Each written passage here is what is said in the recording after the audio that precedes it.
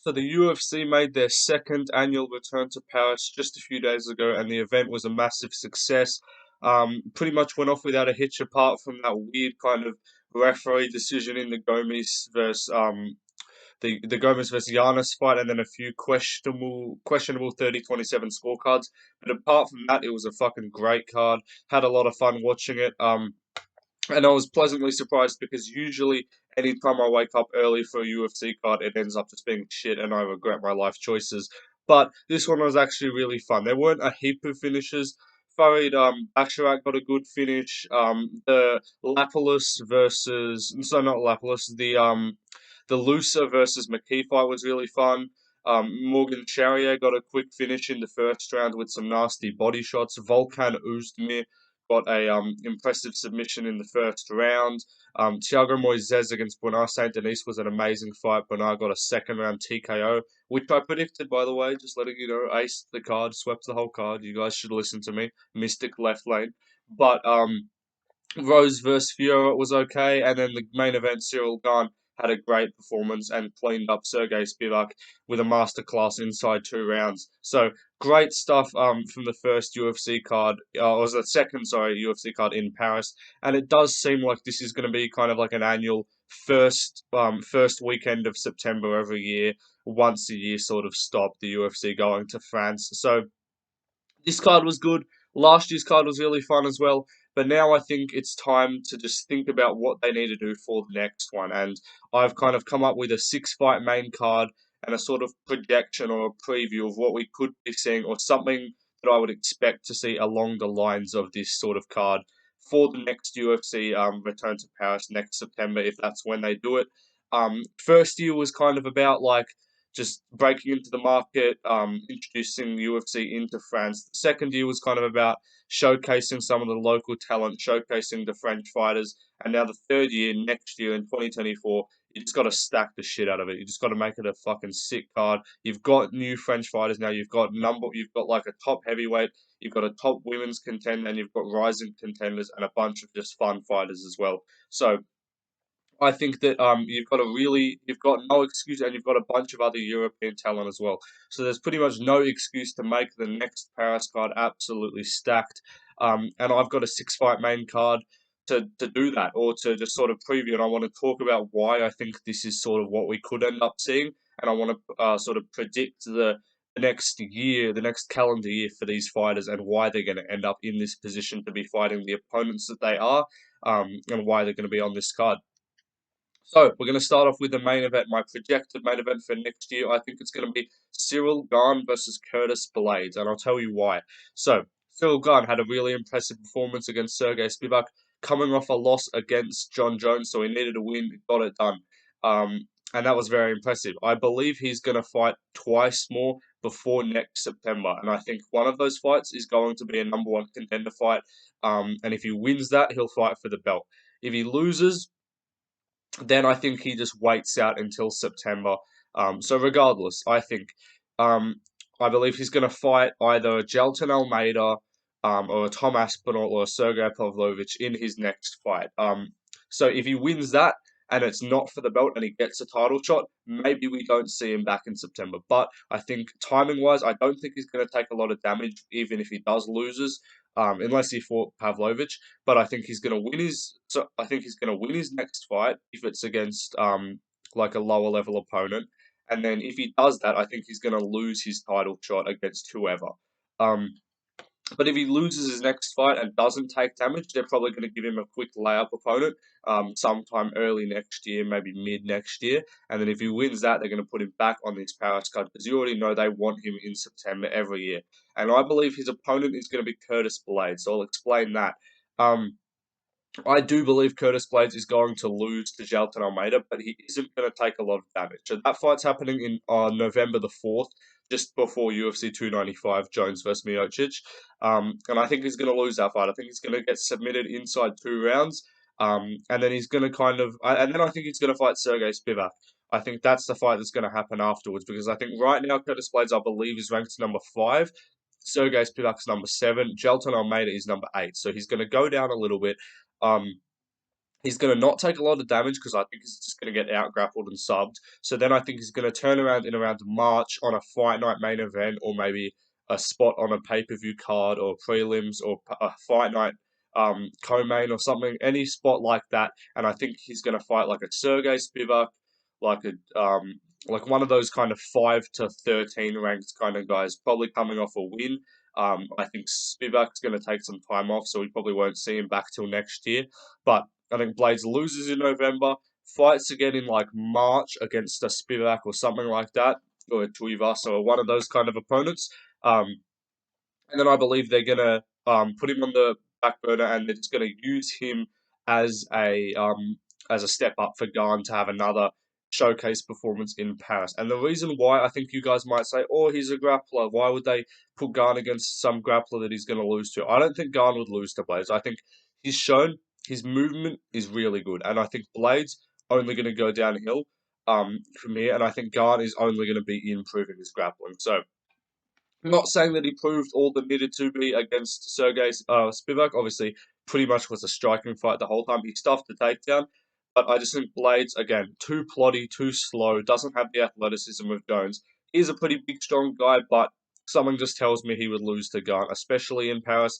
Maybe it's not a Blaydes, maybe it's another guy, but I think it's going to be one of those opponents. Easier, unless he wins his next fight and then they just want to wait and do like a pay per view in Paris. But it does seem like it's a fight night kind of deal, just because they don't have quite enough top French fighters to do a pay per view over there just yet. But I think that's what's going to happen. I think we're going to see someone like a Ciryl Gane versus a Curtis Blaydes coming off a win over a low level opponent, and he's going to get a jump back up. Because that's seemingly what happens with Curtis Blaydes. He wins a bunch of fights against lower level opponents, and then he gets a step up and loses. So or in one big fight when he's like one fight away from a shot or like needs or a top contender, he just loses. Like he lost to Pavlovich, lost to Ngannou, lost to Lewis. He loses the fights that he needs to. So it's tough for Blaydes, but I think that's what we're going to see. And I do expect him to lose to Almeida, fight one more time, and then lose to Gane in Paris. But that's sort of a preview of what I think the main event could be. Um, Co-main event. I think it's going to be Nassourdine Imavov versus something like a Jared Cannonier or a Marvin Vettori. I'm going to speak about Jared Cannonier. I'm going to use that as my example, but it could be a Marvin Vettori type of guy, maybe a Costa or something like that. But I believe Nassourdine Imavov is going to. Actually, I'm not sure if he beats. This is assuming he beats Ikram Aliskov, because if he loses to Ikram, he's going to take a few more fights to build back up, because Ikram is unranked. So if Nassourdine Imavov beats Ikram Aliskerov at UFC 294 in October, I think he's going to fight one more time in a fight night main event slot in the Apex in like a March against like a lower level, maybe like a Brendan Allen if he beats Paul Craig or something like that. Just like a sort of 8 to 12 ranked fight night Apex main event, classic middleweight sort of fight. Um, And then if he wins that, I think, being the fact that they didn't have him on this card, he is a French fighter. He is a marketable guy. He is a very skilled fighter as well. I think after that Strickland loss, he kind of really went back and looked at himself and refined his style. He looked really good in the Chris Curtis fight before the headbutt. But I think he's gonna be coming off 2 wins. I think if he beats Ikram, which is a tough ask, but if he does, then I think he gets a fight night, gets a bit of a favour because they're dealing him a bit of a tough card with Ikram. But I think if he wins, they do him a favour. They give him a fight night main event, winnable in the Apex, spotlight for him. I think he wins that, and then I think they put him in Paris. And I think the opponent is going to be like a Jared Cannonier type of guy. So the reason why I think that is because I believe Jared Cannonier is going to fight before the end of the year. And I think win or loss, um, if he wins, I think he loses his next fight, and if he loses, I think he wins his next fight. So I think he's going to lose or win a fight night main event slot, probably like they did last time with Strickland, right at the end of the year, Apex fight night main event, maybe him versus Whitaker or something like that, which I think he would lose. Maybe him versus like who could he fight? Anyone really. Um, just fight our main event. Win or lose, I think then he fights another guy. It won't really matter if he goes up or down. I think he will probably lose his next fight. So let's say, theory's sake, wins his next fight later in the year, loses his next fight in like March or April next year, and then I think they're going to kind of lack of corporate favoritism is just going to force Jared Cannonier to sort of take a fight against an up and comer, against that Imavov, that OV. And he's going to be the guy that just has to take that challenge. I'm not saying he would lose to Nassourdine Imavov, but Nassourdine does appear to be improving a lot more. Cannonier looked really good against Vettori, but I'm just not sure how much of a one-off that is, because maybe it's just Vettori's style of just using his chin to take damage that made Cannonier look really good. But I think he's going to end up fighting a Nassourdine Imavov, and I think that's going to be the co-main event of the Paris card next year. But I think regardless of who it is, I do think Nassourdine Imavov is going to be the co-main event of UFC Paris in 2024. Um, the third fight on the card that I have is Benoit Saint Denis versus Mateusz Gamrot. Come on, just give me credit here. That's a fucking great matchup to make down the line. Um, Obviously, Benoit Saint Denis was in that third fight on the card spot against Thiago Moises, and he got a really impressive win in the second round. So, um, I think he's only going to climb. I think he's improving. He's not too old. He's undefeated at lightweight, and I think he's going to keep winning his fights. I think he fights one more time by the end of the year, and I think that's going to be a ranked opponent. I think that's going to be a top 15 guy. If he doesn't even get ranked after this, I think he deserves to. But regardless, I think his next fight is a 15 to 10 ranked guy, and I think he wins that fight. Then I think they give him another sort of 10 ranked, number 10 ranked sort of guy, sometime next year, maybe March, April, May even. And I think if he wins that, I think we're gonna see like a Mateusz Gamrot type fight in Paris, because Gamrot's Polish. That's really close to France. Obviously, Benoit's French. And I think that's a great matchup and a really intriguing stylistic matchup. Because Benoit's got the better stand-up, I would say. But Gamrot's got really good grappling. But Benoit looked really good in the grappling against Moises. So I think down the line in a year from now, right now, you probably say, oh, of course Gamrot would win. But a year from now, I think Benoit's only going to be making improvements. I think Gamrot is like 33, 34, so I do think he's going to start to slow down a little bit. And I believe he's going to get chinned and KO'd badly by Rafael Fiziev.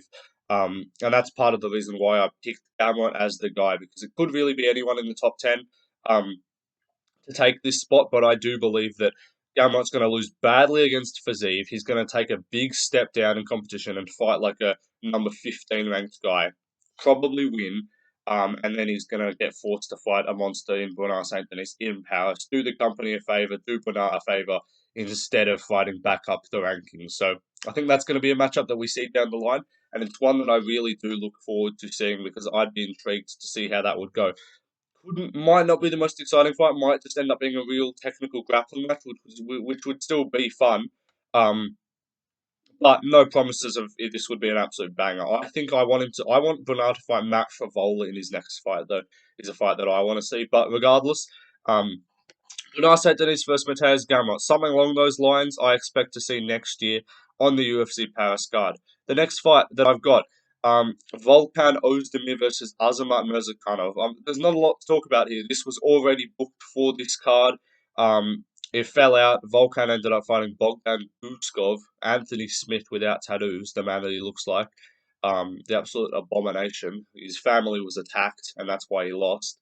But I think this matchup was already booked. It's going to get rebooked eventually down the line. I think these guys, I do believe, are both going to win their next fight, unless it's a massive jump up in competition for either guy. And I think we just see this rebooked down the line, but the number next to both of them is just going to be small. I think when it was booked, it was like Volkan's number 9, Azamat was like number 12 or number 11. I think we see this rebooked next year, and I think it's going to be like Volkan's going to be like number 7, and Azamat's going to be like number 9 or number 8 or something like that. So it's going to be just an even more high stakes fight, and then the winner would get a top 5 opponent. Something along those lines. I think we see it rebooked. But Volkan, being Swiss, bordering France, bordering France, speaks French, easy fighter to just chuck on a France card, because the UFC does not have 6 ranked French fighters. Right now, they have Ciryl Gane, Manon Fiorot, and Nassourdine Imavov. And then soon they're going to have Benoit Saint Denis.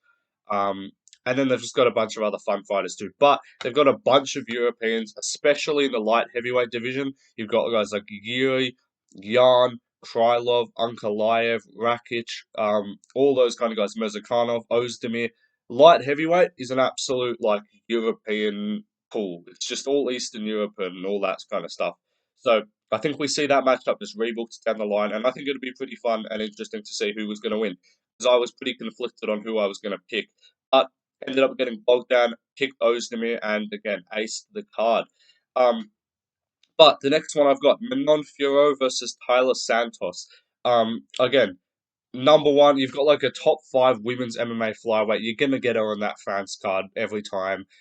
It's just easy. She was the co-main event this time. I think depending on how much they stack it, she's just gonna get pushed down the card. Not for lack of being a quality fighter. I think she's a great fighter. But I think really next year they're gonna just start to stack it even more. They're gonna have more French top ranked talent, and they're just gonna be forced to move her down the card. So I believe Erin Blanchfield's going to get the next title shot. Remains to be seen, especially if Grasso wins. I do see, and that's 2-0. They won't give Valentina another fight.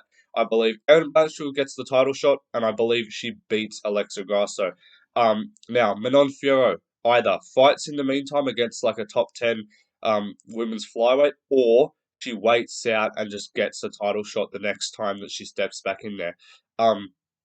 If she does that, if she waits a long time and then ends up fighting in like May for the title, then we probably don't see this fight. But if she fights in April or something, or if she fights again and loses before she even gets to the title shot, or if she gets it before Blanchfield, which I doubt, I think the schedules are going to line up. September is going to be a rough date. They're going to look to get her back in there. And I think she's going to be fighting a Taila Santos coming off a win. So I believe Taila Santos is going to fight if Valentina loses to Alexa Grasso and doesn't retire, I think that's a matchup we could see the rematch with Santos and Shevchenko. Um, or if Grasso loses and then they don't do a trilogy and they just want to give Blanchfield a title shot, then I could see Santos versus Grasso. And win or lose, I think she gets another fight in before then because Luke coming off a loss to Blanchfield, she's currently 0-2 in her last two against Valentina and Blanchfield. I think she's going to need three more wins to get to a title shot. So I think she fights the loser of the main event in 2 weeks' time, and then I believe she's going to either win or lose that, and then she's going to fight like a Macy Barber and just have to do that kind of thing and do the company a favor, fight an up and comer. I think if she wins, they'll just kind of match her up. Top five, they'll market it as Fiorot versus Santos winner in line for a title shot, and then probably won't give the winner a title shot. That's kind of what the UFC does. But easy top five women's flyweight fight to make on the main card of a Paris card. And the last fight I have, and the main card opener, I've made this just for fun. This is just a banger of a fight. Morgan Charriere got a win a few days ago with a nasty body kick combination, and I want to put him up against Nate Landwehr down the line in Paris, just because I think that would be ridiculously fun. Do I think he's at the level of Nate Landwehr? No. But does Nate Landwehr fight you to the level that you are and beat people that are way worse than him easily? No, he doesn't. He makes it look more difficult than he should. Hence that fight with what was the guy's name? I forget, but he fought him in March this year before he fought Denis. He fought this guy and was making it honestly competitive. He gets into scraps with David Onama.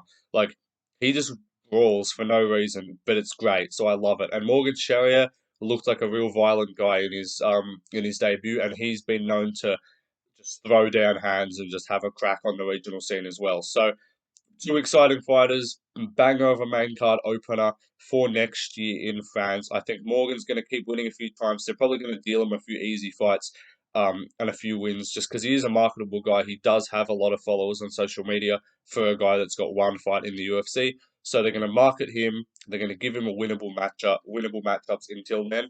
And then I think we're going to see like a Nate Landwehr, regardless of even who's coming off wins or losses. I just think this is a fun fight to make. So this is what I want to see.